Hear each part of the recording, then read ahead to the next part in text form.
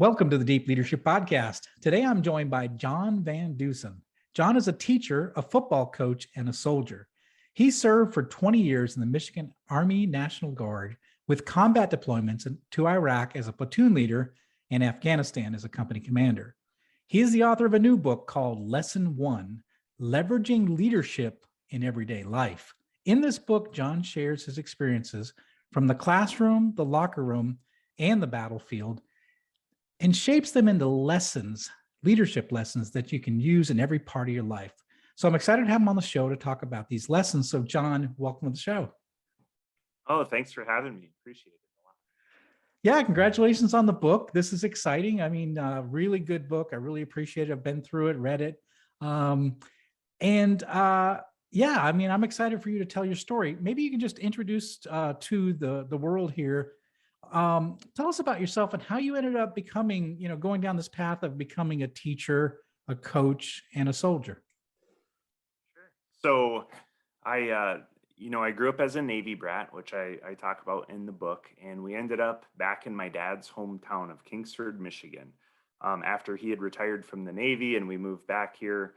So I got to graduate from Kingsford, and my senior year, the teacher aspect, I did a independent study he was my forensics coach, and he taught first grade.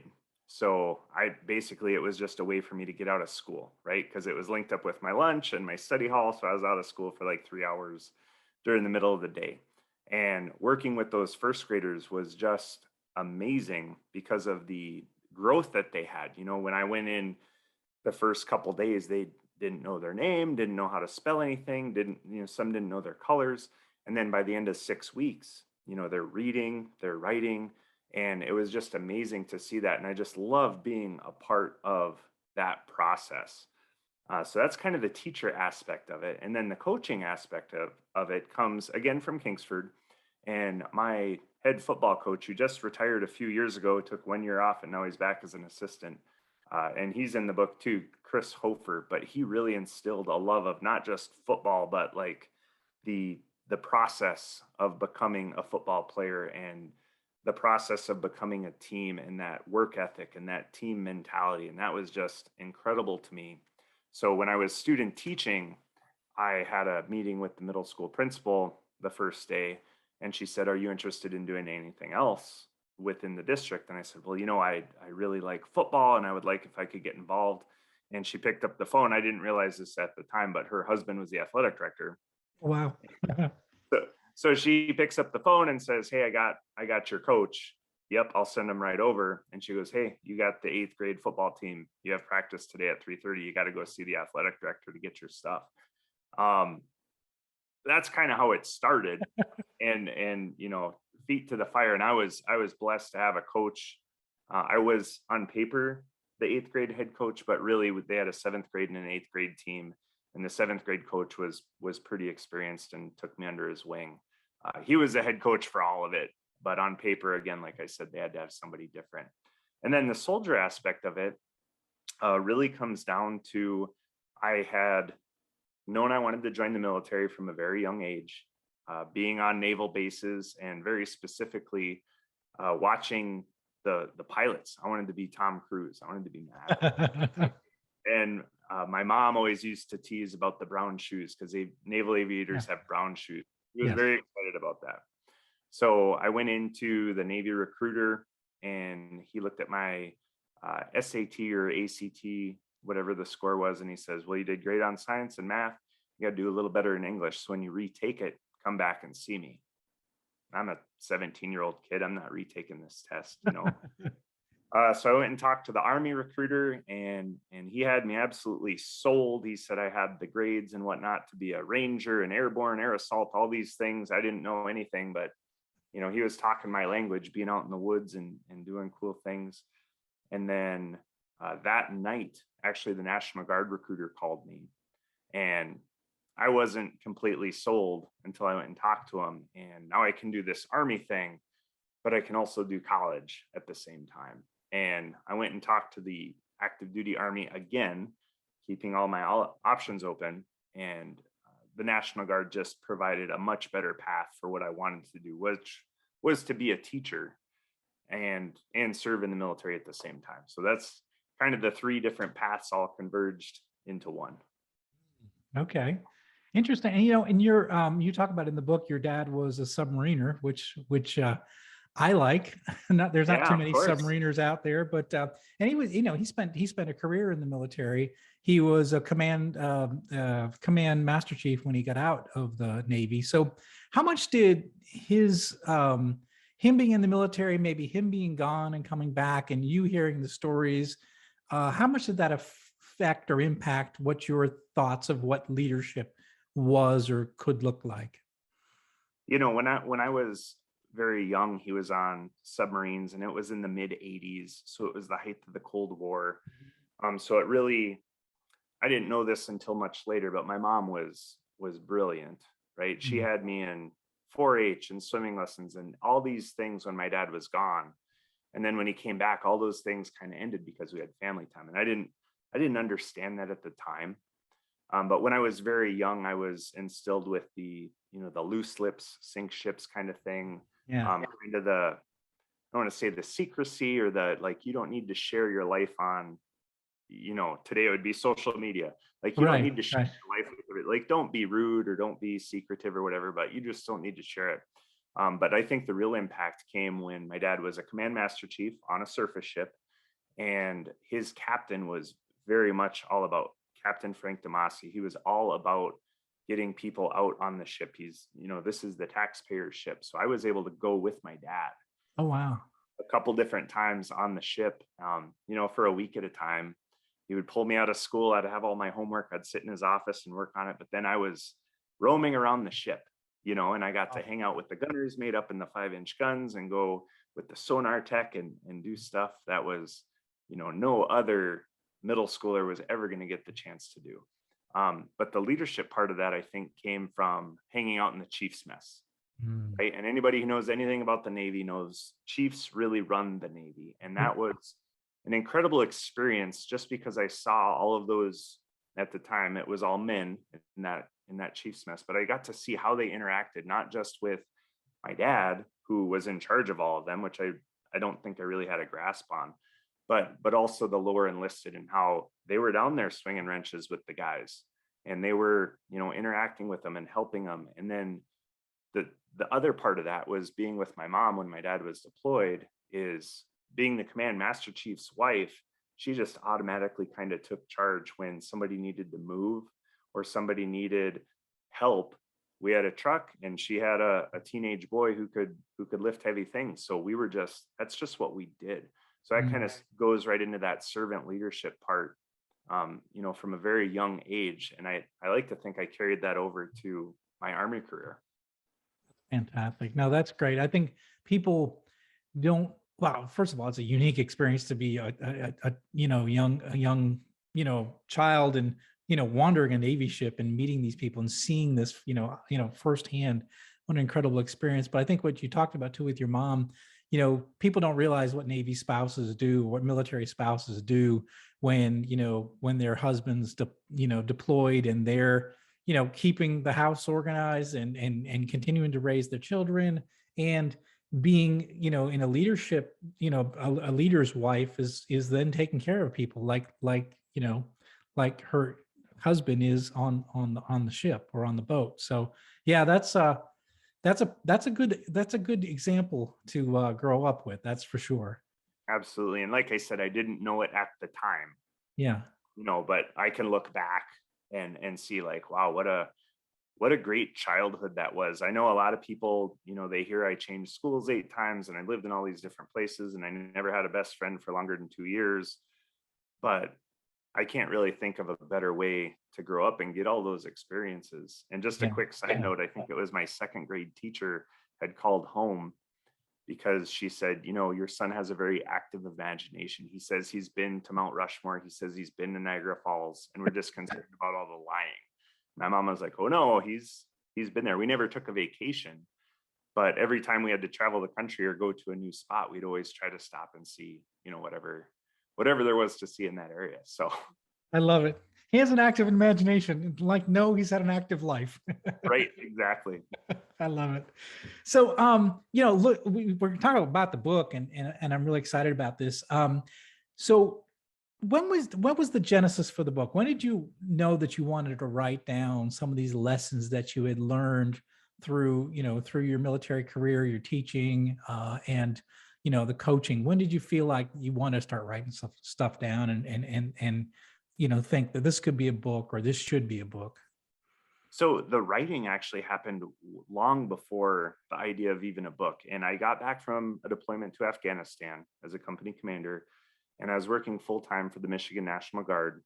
And I would we were doing a DISCA mission, Defense in Support of Civilian Authorities. So we're working with FEMA and we're working with fire departments. And every time we'd come back from these meetings, I just had a document on my desktop and I would write down just a little note about something that happened. I really like how he ran this meeting. I really did not like how this happened. And then it was a pandemic thing. I'm sitting as a teacher, I'm sitting in my upstairs spare bedroom, and part days are synchronous. So I'm with the kids, and part are asynchronous. One of those asynchronous days, I still need to be available. And I had a friend, Kyle Anderson, had written a book, and another teacher friend of mine, Chris Woods, had written one. And I was like, you know what? I got a bunch of this, just random rants on this document. So I opened it up and I had about 12 pages of just Oh, little wow. snippets and whatnot. So that's kind of where it started, me sitting in my upstairs bedroom, helping kids on and off and just needing to be available, but basically just going crazy sitting by myself upstairs. Yeah. Yeah. No, a lot of people went crazy or For probably sure. still going crazy right now. My wife's a teacher, so I completely understand exactly what you're going Yeah. through during that time. So let's talk about the title, because I think it's interesting. It's lesson one. So it's lesson Yeah. one, leadership in everyday life, but lesson one, why lesson one? So originally it was called 18 lessons in leadership, and then 20, and then 21.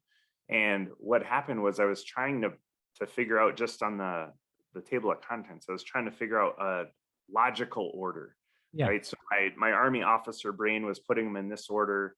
And then I was like, well, no, if you're a teacher, you're like, this one's going to be way more important. And I couldn't figure it out. And it was very frustrating. And then I came up with the idea, like, well, they're all super important depending on what you're doing, even that day. And I talk about it in the beginning of the book, is you might use these different lessons throughout the day, and you can't say that one is more important than the other Right. depending on your situation. If you're in a staff meeting at work, this lesson might be more important. If you're leading a meeting, a different one's going to be in charge, or if you're just a spectator, if you're just a participant, a different one is going to be the most important. So that's where I was like, you know what, they're all going to be lesson one. And it actually worked out kind of good. So once I started kind of putting it in that mindset. I know when I first saw the book and I went through the table of contents, because I think you sent me an early copy, and I was said, it's all lesson one. Maybe there's a typo here. But then I read through, I'm like, oh, I get it, what he's doing here. So Right. yeah, so it's lesson one. And these, it's interesting because there's so many different aspects to leadership. And as you correctly point out, there's different tools that you've got to pull out at different times in your day, different interactions with, what role are you playing at the time? Are you playing, in this case too, are you a parent? Are you a coach? Are you playing the teacher role? Are you in a leadership role? Are you in a followership role? That all of us are in various roles throughout our day. And you talk about just being able to pull those things up and use them as you need them. They're tools in the toolkit, if you will. Exactly right. Yep. Yeah, Without I a love doubt. it. So I really like what you said in the book. You say life is about relationships and experiences. Talk about that. What does that mean? So many things come out of this full-time job I had with the National Guard. I'm so grateful for it. But part of this job was traveling all over the country, specifically Indiana, South Carolina. We did a small thing in New Mexico, but all these different places, and we're meeting all these different people. And I have to mention my friend Ben. I think he's in the book, Ben Prohl. He was kind of my partner. He was the E7 logistics guy, Okay. while I was the operations part of this whole thing. So we would go, operations, logistics. We go Sometimes we'd have a personnel person come with us for all these different training events and conferences and whatnot.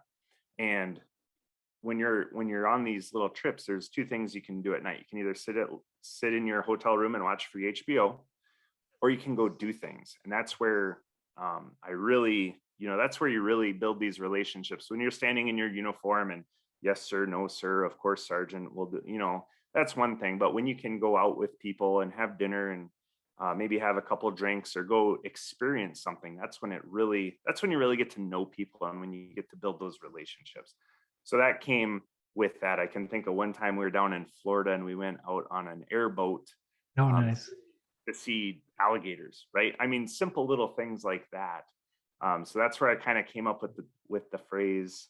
I think it's mine. I don't think anybody else has said it, but life is about relationships and experiences, because that's what we do. Is we build relationships with people and we go do things.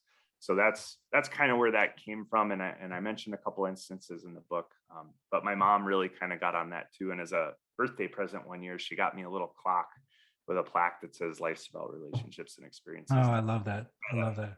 Just try to live that out. You Yeah. can watch free HBO anywhere, but Yeah, no, I think the other thing too is I always say too is that when you have shared experiences with people, you build a bond. So you always have that memory that you did that event, or that you went to that place, or you had that, and I think a lot of times, when I'm in organizations where there's this us and them dynamic, when, salary people hate the hourly people and the hourly people hate salary people, or marketing hates engineering, whatever, is that there's not enough. What I typically find is they don't have enough shared experiences. Everybody's sort of in their own little corner doing their own thing. And then what I've found is when you can find ways to give people common experiences, they do build those relationships. And then they see, oh, John's not the person that we thought he was, or Jim is completely, that's not the person I thought he was, or Susan's completely different. So you get to know people, and it's you build those shared experiences, you build a relationships, or just like you said. So it's really important, and I found that's been the case throughout my whole career. well, and the other thing it does is, let's say you go out to you go out to dinner and maybe it's a comedy hour or whatever, but when you go back to work the next day, Yeah. right? Like, life is so much better because you kind of know each other as a person. And yes, I'm still going to call you sir, and you're still going to call me, captain, or whatever it is. But that shared experience just makes the relationship that much stronger. Like you were saying, you've built a bond around something Yeah. other than we're here at work to do a job. So Yeah, you get to learn a greater dimensions about a person versus just their job or their title, or you know whatever. But you add color to the picture. Yeah, that's great. I love it. I love that you put that in the book too. So let's talk about some of the lessons in the book.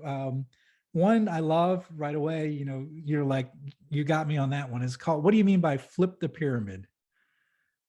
flip the pyramid. So not original to me, but basically, when I was a company commander, I'd take my platoon leaders, and for those of you not familiar, one company commander, three platoon leaders, and an XO who runs a platoon. So they technically work for me, right? So in a pyramid type organization, I'm sure the Navy is very, very similar to that. You have your section heads and whatnot. But what I told them is, I said, technically you work for me, but the way we're going to make this work best is if I work for you. So whatever I can do, and if you think of that pyramid being flipped, so now I'm doing whatever I can to make my platoon leaders successful in whatever they need, whether it's, hey, sir, we need a training area, we need some equipment, whatever that is, whatever I can do to make them successful, in turn is going to make me successful, right? Because I'm going to be judged based on what my company does or fails to do. So I really just take that pyramid idea with the leader at the top and flip it over and say, nope, the leader is at the bottom, because where the rubber meets the road with those soldiers, I got that E3 gunner. If something I can do at the bottom makes him successful, his team's going to be successful, his squad's going to be successful, the platoon's going to be successful, and then the company is successful, which, we're all on the same team. We're all pulling the rope in the same direction, if you will. So that's kind of that flip the pyramid, and just think of yourself as that servant leader. Instead of you work for me, flip it and say, no, I work for you. However I make you successful is going to make this this organization better. Man, that's good. That's good. I think I spent 22 years in corporate America. There's a lot of people with leadership titles that should hear that message. they because they thought they were the top of the pyramid. And I think what you say correctly, what can I do to help you be successful, because it makes everybody else successful. That's what the leader's role really is to give people the tools they need to be successful, and then the rest of the rest of the things work themselves out. So I love that. So you say this, and I love it. You said being a leader isn't about a title or a name tag or a rank on your chest. If not rank or title, like what establishes you as the leader? So in the military is great about this, right? Because you can walk into a room and at a glance Yeah. who's in charge, who's the highest rank. Yep. But the second part of that is who's getting things done. And I think I talk about it in the book, but I was on a mission to Latvia for a couple of weeks, and Latvia was very much modeled after the Russian military, where they have officers and then they have workers, and that's kind of it. Since actually when I was there, they were starting to build their NCO corps pretty heavily.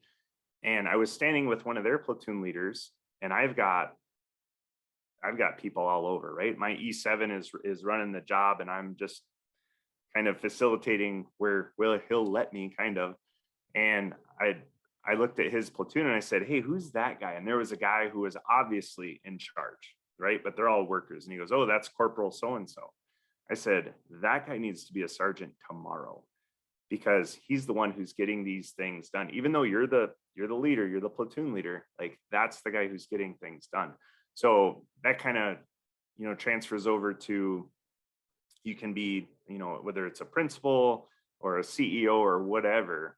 And like, are you working? And I put it in the book, like, are you working for that title on your desk? Like, you will do this because I am this title, or are you doing it because you're the leader and that's the right thing to do? A great example right now is our assistant principal is an incredibly hard worker, and she's out, cleaning out lockers and making sure kids get to different things, and things that she could easily push off on somebody else because her title is above that in, the way you would think about it. However, that's not her at all. She's out there doing it. And you've seen it too in the military, when a worker, a teacher, is seeing the leader doing those types of things, it makes you want to work harder. And it's like, hey, you know what? She is not above grabbing a bag and cleaning out that kid's locker. Yeah. So that's kind of what I meant by that. And it really came from that Latvian trip. Yeah, you're right. And so, it's not about the rank or title. Who's getting things done? It's interesting, because if there was no rank, or there was no, you could observe a group of people and you can instantly know who the leader is and who's commanding the room, who are people looking to make decisions, and unfortunately, we've got too many corporate bosses who think that, their title means that they're the leader. That might mean that they're the boss, but, are they really leading? That's the question. Right. It's their title. It doesn't mean they're entitled. Right. Yeah. That's kind of how I look at it. Yeah. One thing in the book, you got me when I was reading this one chapter, and that is a sand table. That ended up being one of the lessons. What is a sand table, and why is this important in leadership? Interesting. The Navy guy doesn't know about a sand table. I don't know. We didn't. There was sand at the bottom of the ocean, I think. But so, this comes straight out of Army training. However, you can use it for anything, and I've used it for all kinds of different things. But a sand table is just that. If you think of just a sand box, and in the Army, what would we do is, we are here and we need to go here, and we would mark out everything in between, whether there's a hill, a valley, a road, whatnot, and then you physically move something. We would use little GI Joe guys, right? We all love GI Joe guys at heart. So we would move our little guys. Here's my squad. We're going to move them up to the road, and we're going to move up the next squad up to the road to pull security, and then they're crossing. Here's our patrol base and whatnot.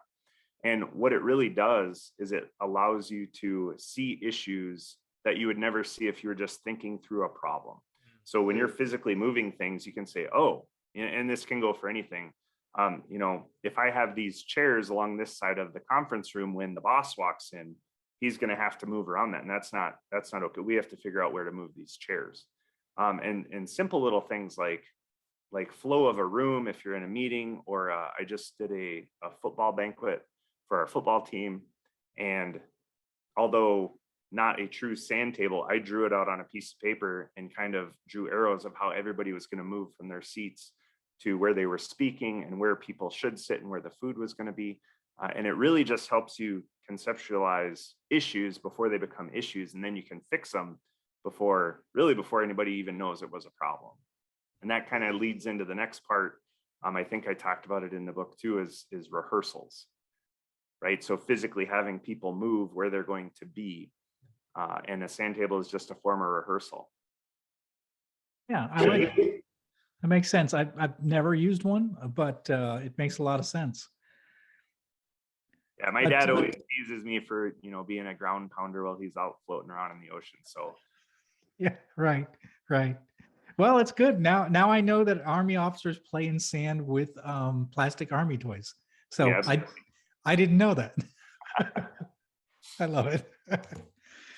You say in the book, a handshake is worth 1,000 emails. What do you mean by that? Without a doubt.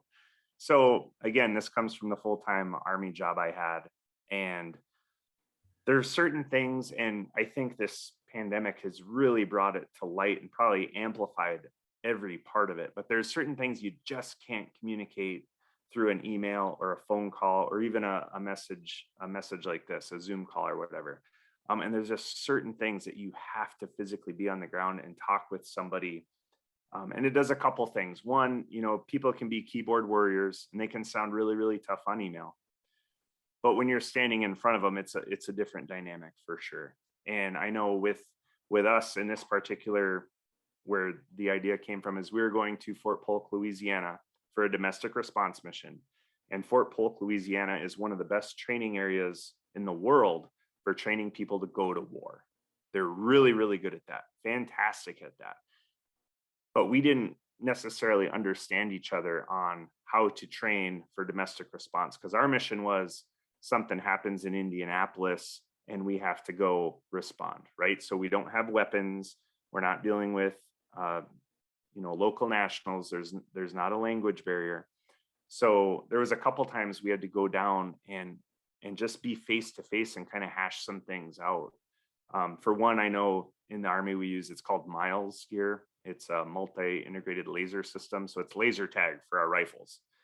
And the people at Fort Polk said, well, everybody who goes into this, they call it the box, the training area, has to have Miles gear on their person and on their weapons and on their vehicles. And I said, we're not doing that. We're not even bringing weapons. I mean, this is like we're going to, Denver. And we weren't seeing eye to eye on how this was going to go until I was physically down there and kind of showed him our mission set and showed him our capabilities and what we were there to do. And I had to go in front of an 06 and kind of explain this. And he's like, yeah, that actually wouldn't make any sense at all for you guys to have that. So, through the email system, we could have fought back and forth for months and it never would have got resolved. But by physically being there and talking with the right people and having my binder with this is our capabilities, this is what we're doing, there's something to the face to face and standing next to somebody at their desk that you just can't get through Zoom or an email or a phone call. And I actually wrote that a long time during the pandemic, but the pandemic just really amplified. There's things that we can do, like this podcast right now is fantastic. We'd never do this if it wasn't for Zoom. However, there's certain things you just can't do. Yeah, you can't replace it. Yeah, physically being there, that handshake, that look in the eye, you can't replace that. Yeah, for that's sure. good. You say in the book, own it. What do you mean by own it? I love it. Yeah, that's kind of another Army thing, but I bring it to my teaching and my coaching specifically. I know there's a story in the book about coaching, but it's when you make a mistake, own it, right? And the example I use with my football players all the time is if you miss a block, right, and your running back gets tackled in the backfield, if you go back to the huddle, everybody's going to be mad at you until you say, "Hey guys, that was my bad. I got that one. I'll get you next time." It's hard to be mad at somebody when they've already owned up to whatever the mistake is. And that goes not just to a football play, but that goes to, I know I've had experiences in the Army where I had to pull my platoon leaders in and say, "Hey, I made a terrible decision here, and I should have did what you wanted to do, and we're adjusting course, and we're going to do it your way because that is a better way, and I messed it up." And when you own things like that, I think some people see it as a sign of weakness because, like you were saying before, you're the leader. You're supposed to know everything. You're supposed to know everything about everything, but that's absolutely not true. And leaders are humans just like everybody else. And I think as long as mistakes are made in good faith and they're owned and they're fixed right away, I think it can actually be a sign of strength because that platoon leader or that football player, they know you messed up just like you know you messed up. And if you don't admit it, that's going to cause some friction that you really don't need within your organization, whatever that organization is. I agree. I think it's weakness when you pass the blame or you try to make excuses. I think when you own it, you get a lot more respect from the people around you when they see, because like you said, everyone knows you screwed up, right? And Without a so, doubt. Yep.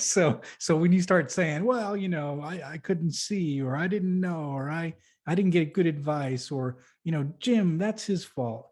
That's not good. That's weakness. And people don't like that. So passing the blame or throwing someone under the bus when it's your mistake is not leadership. That I don't know what that is, but it's not leadership. So owning it is a big part of being a good leader. For sure. I agree 100%. Yeah.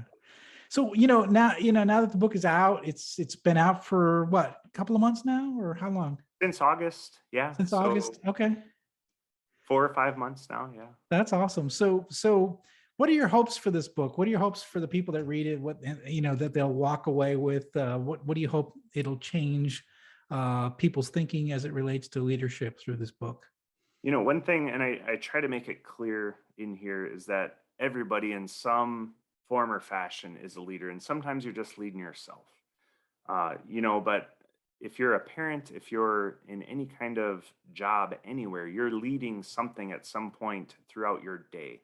And my hope is that people can recognize that and, maybe apply some of these lessons or come up with some of their own, because these are by far not the only 21 out there for sure.